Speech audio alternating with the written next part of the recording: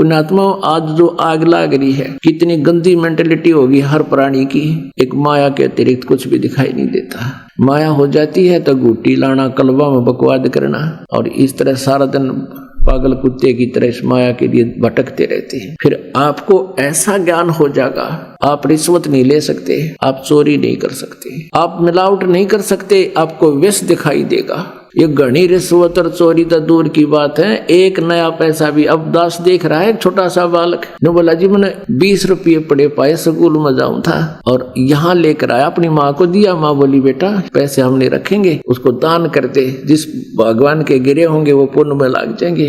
तो ऐसा भाव बन गया बच्चों का, ना तो 20 रुपये मिलने बच्चा तो दुकान की तरफ गोली हो लिया करे, और घर क्या कौन बतावे। तो ये फर्क पड़ेगा बच्चों, और इन छोटे बच्चों का तो घना असर होगा। धर्म शास्त्र बताते हैं कि मानव स्त्री पुरुष का जन्म भाग्यवान आत्माओं को मिलता है, जो पूर्व जन्मों में किए गए शुभ व अशुभ कर्मों अर्थात पाप तथा पुण्यों पर आधारित होता है, जिसे प्रारब्ध कहा जाता है। इस बात को सब मानते हैं कि कर्म से ही सुख और कर्म से ही दुख मिलता है। सुख नाम स्वर्ग का तथा दुख नाम नरक का प्रतीक है। जिस घर में सुख होता है वहाँ सब कहते हैं कि उनका घर तो स्वर्ग है, जहाँ दुख होता है वहाँ कहते हैं उनका घर तो नरक बना हुआ है। हमने अपने ऊपर अनावश्यक रीति रिवाजों, व्यर्थ की परंपराएं, शास्त्र विरुद्ध क्रियाओं का भार स्वयं ही लाद रखा है तथा नशे के आदी होकर घर को नरक बना लिया है, जो कि प्रारब्ध में निर्धारित नहीं होता। विश्व के सबसे बड़े समाज सुधारक और जगत गुरु तत्वदर्शी संत रामपाल जी महाराज जी द्वारा लिखित पवित्र पुस्तक धरती ऊपर स्वर्ग में बताया गया है कि बच्चों का संस्कार परमात्मा ने बना रखा होता है। उसी संस्कार वश दो बच्चों का विवाह संयोग होता है, ये प्रारब्ध में निर्धारित होता है। लेकिन समाज में विवाह से संबंधित बनाए गए रीति रिवाज जैसे दहेज देना व लेना, बारात ले जाना, गाजे बाजे के साथ डीजे बैंड बाजे आदि को चलाकर विवाह करना व्यर्थ का भार होता है, जो दुख का कारण बनता है। जबकि श्रीमद् देवी भागवत पुराण के 3 स्कंद के अध्याय 4 से 5 में लिखा है कि श्री देवी दुर्गा जी ने अपनी वचन शक्ति से 3 लड़की, पहली सावित्री जी, दूसरी लक्ष्मी जी और तीसरी पार्वती जी को उत्पन्न किया था। फिर पहले श्री ब्रह्मा जी को बुलाया तथा कहा, बेटा इस लड़की का नाम सावित्री है, इसे अपनी पत्नी रूप में स्वीकार करो और अपना घर बसाओ। फिर दूसरे पुत्र श्री विष्णु जी को बुलाया और कहा, इस लड़की का नाम लक्ष्मी है, इसे अपनी पत्नी रूप में स्वीकार करो और अपना घर बसाओ। फिर ऐसे ही तीसरे पुत्र शिव जी को बुलाया तथा पार्वती जी के साथ घर बसाने को कहा। इस तरह तीनों देवताओं का विवाह संपन्न हुआ, जिसमें न बाराती थे, न भाती थे, न कढ़ाई चढ़ाई, न मिठाई बनाई, न बाजे, न डीजे बजा, न दहेज दिया, न लिया गया। लेकिन वर्तमान में हिंदू समाज के अलावा अन्य समाज ने भी विवाह के लिए अनेकों व्यर्थ के रीति रिवाज बना लिए हैं, जो मानव पर व्यर्थ का भार है। यहाँ विचार करने की आवश्यकता है कि क्या हम ब्रह्मा, विष्णु और शिव से भी बड़े हो गए हैं, जो अपने द्वारा बनाए गए इन रीति रिवाजों का वजन लादे फिर रहे हैं। जगत गुरु तत्वदर्शी संत रामपाल जी महाराज बताते हैं कि यदि हम आध्यात्मिक दृष्टि से देखें तो इस संसार में एक क्षण का भी भरोसा नहीं कि कब कौन सी दुखद घटना किसके साथ घट जाए। इसलिए इस बात को मद्देनजर रखकर हमें अपना जीवन जीना चाहिए तथा शास्त्रों के अनुसार धार्मिक व सामाजिक क्रिया करनी चाहिए। धार्मिक शास्त्र पवित्र श्रीमद् भागवत गीता, चारों वेद, ऋग्वेद, यजुर्वेद, सामवेद और अथर्ववेद परमात्मा का बनाया संविधान है। जो व्यक्ति संविधान का उल्लंघन करता है वो दंडित होता है। उसे श्रीमद् भागवत गीता अध्याय 16 श्लोक 23 व 24 के अनुसार न सुख प्राप्त होता है, न कार्य सिद्ध होते हैं और न ही उसे मोक्ष मिलता है। साथ ही हिंदू समाज में विवाह से पूर्व विवाह के लिए शुभ लगन पंडित से शोधी करवाने की भी परंपरा है, जो कहता है कि इन नक्षत्रों में बच्चों का विवाह होने से सदा मंगल रहेगा और बच्चे सदा सुखी रहेंगे। जबकि परमेश्वर कबीर जी कहते हैं कि बच्चों के जो कर्म में लिखा है वो अवश्य मिलता है, इस लगन से कोई बचाव नहीं होता। परमेश्वर कबीर जी ने उदाहरण दिया है, कबीर वशिष्ठ मुनि से त्रिकाली योगी शोध कर लगन धरे, सीता हरण मरण दशरथ का बन बन राम फिरे। इस तरह तीनों देवताओं का विवाह संपन्न हुआ, जिसमें न बाराती थे, न भाती थे, न कढ़ाई चढ़ाई, न मिठाई बनाई, न बाजे, न डीजे बजा, न दहेज दिया, न लिया गया। लेकिन वर्तमान में हिंदू समाज के अलावा अन्य समाज ने भी विवाह के लिए अनेकों व्यर्थ के रीति रिवाज बना लिए हैं, जो मानव पर व्यर्थ का भार है। यहाँ विचार करने की आवश्यकता है कि क्या हम ब्रह्मा विष्णु और शिव से भी बड़े हो गए हैं, जो अपने द्वारा बनाए गए इन रीति रिवाजों का वजन लादे फिर रहे हैं। जगत गुरु तत्वदर्शी संत रामपाल जी महाराज बताते हैं कि यदि हम आध्यात्मिक दृष्टि से देखें तो इस संसार में एक क्षण का भी भरोसा नहीं कि कब कौन सी दुखद घटना किसके साथ घट जाए। इसलिए इस बात को मद्देनजर रखकर हमें अपना जीवन जीना चाहिए तथा शास्त्रों के अनुसार धार्मिक व सामाजिक क्रिया करनी चाहिए। धार्मिक शास्त्र पवित्र श्रीमद् भागवत गीता, चारों वेद, ऋग्वेद, यजुर्वेद, सामवेद और अथर्ववेद परमात्मा का बनाया संविधान है। जो व्यक्ति संविधान का उल्लंघन करता है वो दंडित होता है। उसे श्रीमद् भागवत गीता अध्याय 16 श्लोक 23 व 24 के अनुसार न सुख प्राप्त होता है, न कार्य सिद्ध होते हैं और न ही उसे मोक्ष मिलता है। साथ ही हिंदू समाज में विवाह से पूर्व विवाह के लिए शुभ लगन पंडित से शोधी करवाने की भी परंपरा है, जो कहता है कि इन नक्षत्रों में बच्चों का विवाह होने से सदा मंगल रहेगा और बच्चे सदा सुखी रहेंगे। जबकि परमेश्वर कबीर जी कहते हैं कि बच्चों के जो कर्म में लिखा है वो अवश्य मिलता है। इस लगन से कोई बचाव नहीं होता। परमेश्वर कबीर जी ने उदाहरण दिया है, कबीर वशिष्ठ मुनि से त्रिकाली योगी शोध कर लगन धरे, सीता हरण मरण दशरथ का बन बन राम फिरे। परमेश्वर कबीर जी ने उदाहरण दिया है, कबीर वशिष्ठ मुनि से त्रिकाली योगी शोध कर लगन धरे, सीता हरण मरण दशरथ का बन बन राम फिरे। अर्थात जिस समय श्री रामचंद्र जी का विवाह सीता जी से होना था, उस विवाह की शुभ लगन तिथि राजा दशरथ के गुरु ऋषि वशिष्ठ जी ने शोध कर रखी थी। कहा था कि बच्चे सदा सुखी जीवन जिएंगे। लेकिन विवाह के तुरंत बाद कैसी दुर्गति परिवार की तथा दोनों पति पत्नी यानी श्री रामचंद्र जी व सीता जी की हुई। श्री रामचंद्र जी को 14 वर्ष का वनवास मिला। उस दुख में राजा दशरथ चौबारे पर चढ़कर श्री रामचंद्र यानी अपने प्रिय पुत्र को वन में जाते देख रहे थे। तभी पैर फिसल गया, जमीन पर गिरकर मृत्यु हो गई। श्री राम व सीता वन वन में भटके। क्या बचाव किया उस लगन ने। इसलिए हमें शास्त्रोक्त विधि यानी सामान्य विधि से विवाह करना चाहिए।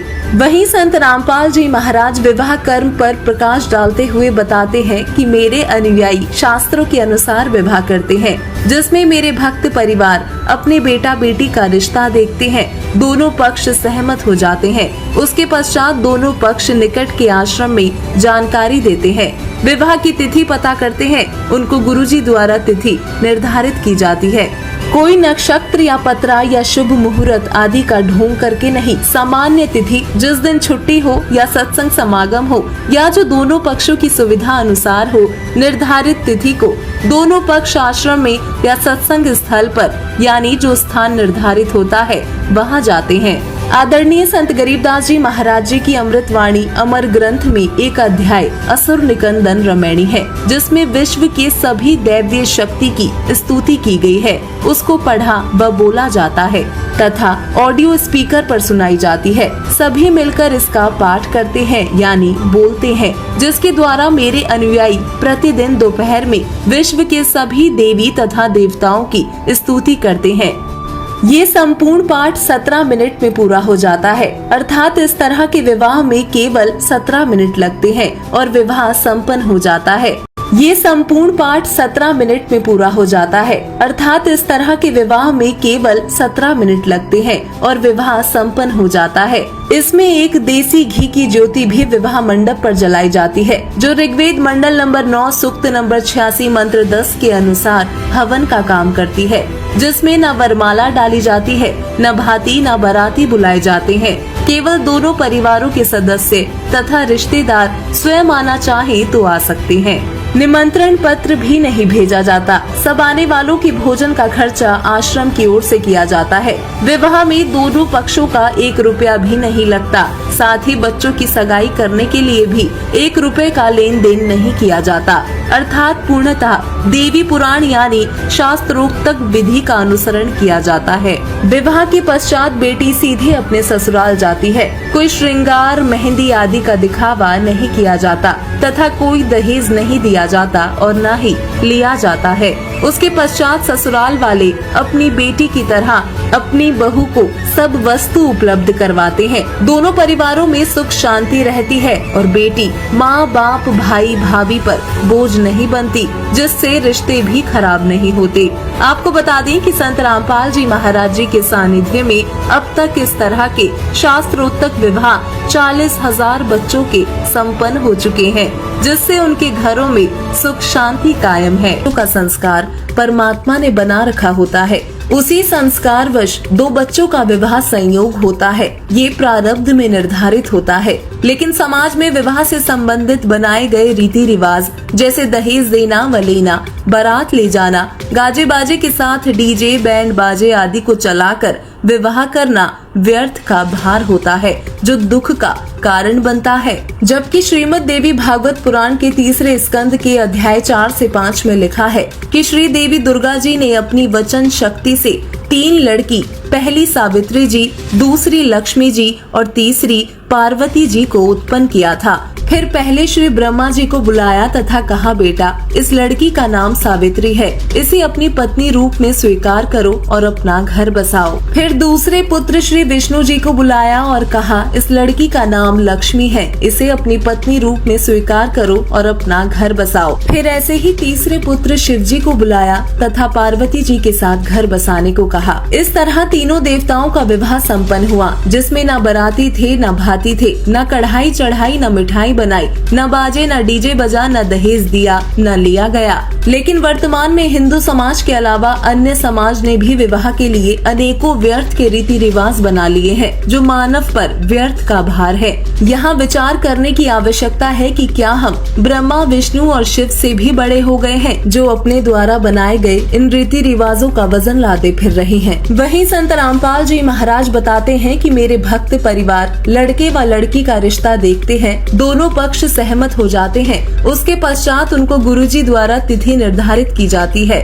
कोई नक्षत्र या पत्रा आदि का ढोंग करके नहीं, सामान्य तिथि जिस दिन छुट्टी हो या सत्संग समागम हो या जो दोनों पक्षों की सुविधा अनुसार हो, निर्धारित तिथि को दोनों पक्ष आश्रम में या सत्संग स्थल या निर्धारित स्थान पर आते हैं। संत गरीबदास जी महाराज जी की अमृत वाणी असुर निकंदन रमैणी, जिसमें विश्व के सभी दैवीय शक्तियों की स्तुति की गई है, उसको पढ़ा व बोला जाता है तथा ऑडियो स्पीकर पर सुनाई जाती है। ये संपूर्ण पाठ 17 मिनट में संपन्न हो जाता है। हम परमात्मा की महिमा से बिल्कुल अपरिचित थे।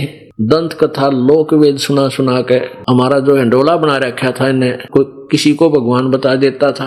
कहीं पर कितना 4 ईंट लगा रखी है, मंदिर बना रखा है, और किसी मूर्ख ने कह दिया ये इसमें है भगवान, उड़ा कुत्ते मुत्ते एक मंडी सी बना रखी है और हम उसने पूजा करते और कुत्ते उड़ा मुझ कर जाते। तेरा गजब है। किसी ने किताब बता दिया नैना देवी में, उड़ा नैना देवी में 2,500 आदमी मर गए, इसमें बागा दौड़ी में बतावा कित गई थी वह नैना देवी, जब नाश कर दिया। गए थे कल्याण करवाए सर्वानाश, एक परिवार के 3 आदमी मर गए वहां पर। तो पुण्यात्माओं हम घने दुखी हो गए। हम दुखी हो गए भगवान से दूर होकर के, परमात्मा को ना पहचान कर इन अज्ञानी ऋषियों और गुरुओं को हमने पूर्ण संत मानकर।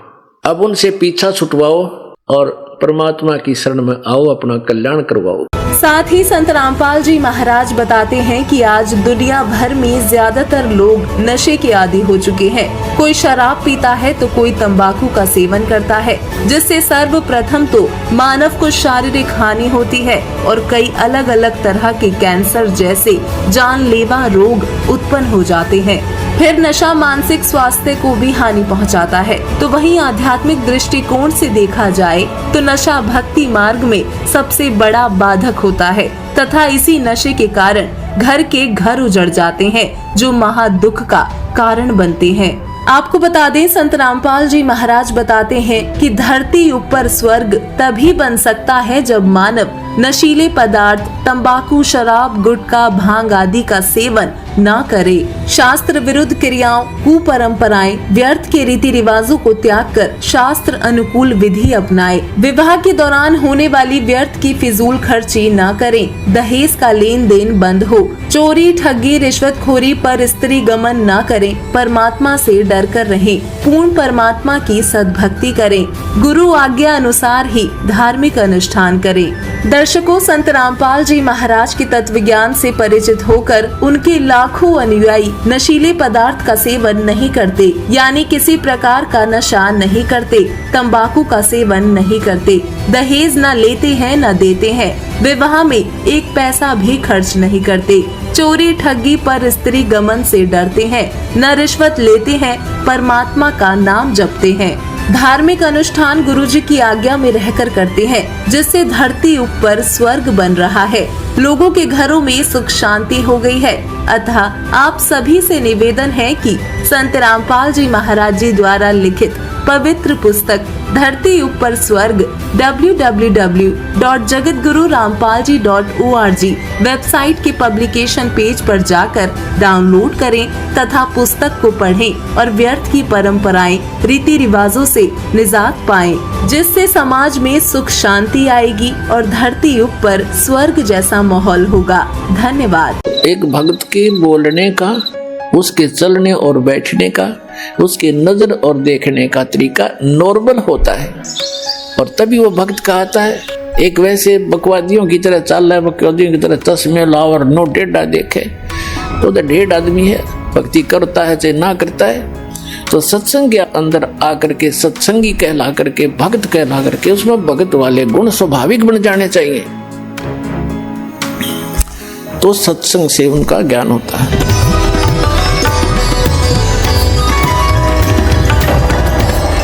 हम बाटों में बट गए, कोई हिंदू बन गया, कोई सिख बन गया, कोई ईसाई बन गया, कोई मुसलमान बन गया। हम तो हम इंसान हैं, हमने इंसान ही बनना पड़ेगा दोबारा। इंसान बनने के बाद फिर देवता बनाना है। इंसान से काम नहीं चलेगा। अब दास को पता चला कि जैसे तुम वहां गए थे चंडीगढ़, वहां के लोग पूछ रहे थे कि कहां से आए ये, कि हरियाणा से। हरियाणा के लोग बीड़ी नहीं पी रहे, हद है भाई। तो कितनी अच्छी छवि हुई हमारी। किसके शिष्य हैं? ये संत रामपाल के चेले हैं, कबीर भगवान के बच्चे हैं। और दूसरा कह रहा है कि बीड़ी तो छोड़ तुम, ये तो बैठे कैसे है, इतने लोग तो नमस्कार दें जहां भी जाते हैं रैली वाले, ये तो कोई और ही आत्मा आ रही है कहीं किसी देश से। तो तुम सतलोक के बच्चे हो, सतलोक जाने की तैयारी ऐसे ही बनेगी जब आम विकार छोड़कर एक देवता बनोगे। आप देवता बन चुके। जैसे इस दास के संपर्क में आने के बाद लाखों मनुष्यों ने शराब छोड़ दी, और वो एक नंबर के शराबी थे। घर में भी कहर तारे और गांव में बदनाम, और डेली शराब पीनी, रोज को बंद करनी। और जब उन्हें ये ज्ञान हुआ, परमात्मा की मेहर हुई, यो नाम ले लिया, उसके बाद कति ना वो छोड़ दी शराब, तम्बाकू, सुल्फा, सब बकवास छोड़ के, और फिर नाम पे इतनी स्पीड तो लाग गए। जो पैसा वो बर्बाद किया करते उसी स्पीड से फिर दान करने लगे। उनका स्वभाव है यो। तो लोग पहले तो न्यों क्या करते, यो शराब पी कर नाश करेगा, कर दिया इसने घर का नाश। और फिर इस दास की शरण में आए तो वो रोज सत्संग में आवे, क्योंकि अनमोल ज्ञान। फिर आपत्ति टले तो अनजान व्यक्ति जो भगवान के विधान से परिचित नहीं है, वो ऐसे कहने लगे, यो तो भाई नाश से करेगा, इसने तो अपना नाश ही करना, पहले शराब में करे था, अब सत्संग में जा है तीसरा। और ये नाचना गाना डीजे बजाना, गा के ऊपर इतना खड़दू उतार दे। 2 बच्चों का संस्कार जोड़ना, 4 आदमी बैठ के ये कहना भी हम अपनी पुत्री का विवाह आपके पुत्र से करते हैं, ब्याह हो गया, इसका आगे कितना फंड कर लो बता। शादी बच्चों की वचन से हो गया, वचन से पराये होते हैं, वचन से सारी सृष्टि रची हुई है। वचन के ऊपर रहे आदमी खरा तो उसको हर तरह से सुविधाएं प्राप्त होती हैं। और फिर नाचना और गाना और फलाना करना, इतने दान दे दिए, वो तो अपने सर पे बाहर रखना है, गधा बनना उसका। किसी किसी के पैसे पास्ता रख के कभी सुखी नहीं हो सकता प्राणी। तो जब तक हमें ज्ञान नहीं है तो हम ये विष खा ही रहे थे। अब पता लग जाएगा कि ये तो बहुत भयंकर काम है। कहते हैं तुमने उस दरगाह का मैल नहीं देखा और धर्मराज के तिल तिल का लेखा, कौन बिराने बाहर न डोवे फिर। तो ऐसे जो आप ये क्रियाएं कर रहे हो, रिश्वत ले रहे हो या किसी से दहेज ले रहे हो या किसी की हेरा फेरी कर रहे हो या कोई ब्याज ले रहे हो, कहते हैं ये जहर खा रहे हो आप, तो गिलास के गिलास पी रहे हो।